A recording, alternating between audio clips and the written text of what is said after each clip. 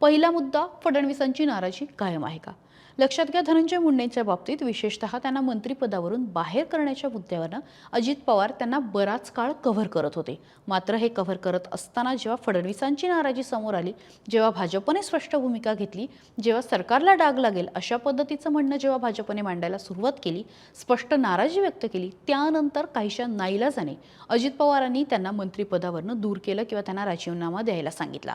त्यामुळे फडणवीसांची जर नाराजी कायम असेल तर धनंजय मुंडेंचं वापस येणं खूप अवघड आहे.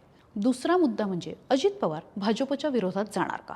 लक्षात घ्या, मुंबई महापालिकेमध्ये आता अजित पवारांना वेगळं ठेवण्यात आलेलं आहे आणि भाजप आणि शिंदे एकत्र आहेत.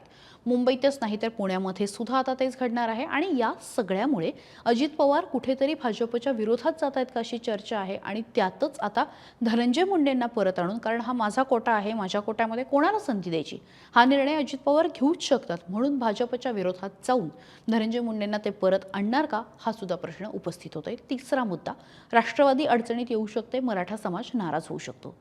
विशेषतः या सगळ्या प्रकरणामध्ये आणि वाल्मिक कराड आणि धनंजय मुंडे यांची जवळीक समोर आल्यानंतर, स्पष्ट झाल्यानंतर राष्ट्रवादीवरती मोठ्या प्रमाणावरती तिथे टीका झालेली होती आणि मराठा समाज सुद्धा काही प्रमाणामध्ये राष्ट्रवादीवरती नाराज झालेला होता. आता या सगळ्यामध्ये धनंजय मुंडेंना परत आणलं तर मराठ्यांची नाराजी ओढावू शकते आणि ती राष्ट्रवादी ऐन स्थानिक स्वराज्य संस्थांच्या काळामध्ये झेपवून घेणार का हा सुद्धा प्रश्न आहे.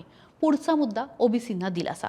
धनंजय मुंडे हे कायमच ओबीसींचे नेते म्हणून ओळखले गेले. ओबीसींची बाजू ते अत्यंत काय म्हणू शकतो आपण, आक्रमकपणे मांडतात आणि अशा वेळी कुठेतरी त्यांना परत आणून ओबीसींना एक दिलासा मिळू शकतो. ती वोट बँक जी आहे ती राष्ट्रवादीकडे येऊ शकते. मात्र अजित पवार हे करणार का हा सुद्धा प्रश्न आहे.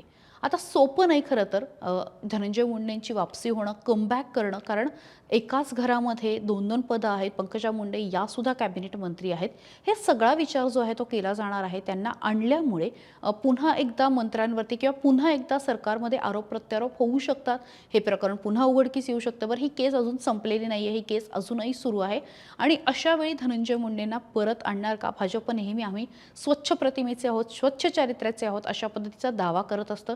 भले विरोधक त्यांना म्हणत असतात की तुम्ही वॉशिंग मशीन आहात, तुमच्याकडे येणारे जे आहेत ते त्यांना तुम्ही स्वच्छ करून घेता वगैरे वगैरे. अशा वेळी स्वतःहून देवेंद्र फडणवीस मुख्यमंत्री म्हणून स्वतःच्या मंत्रिमंडळामध्ये वादग्रस्त मंत्र्यांना ठेवणार का हेच बघणं सगळ्यात महत्त्वाचं असणार आहे. आणि म्हणूनच धनंजय मुंडेंनी परत येणं किंवा धनंजय मुंडेंना पुन्हा एकदा मंत्री म्हणून बघणं हे इतकं सोपं नाही.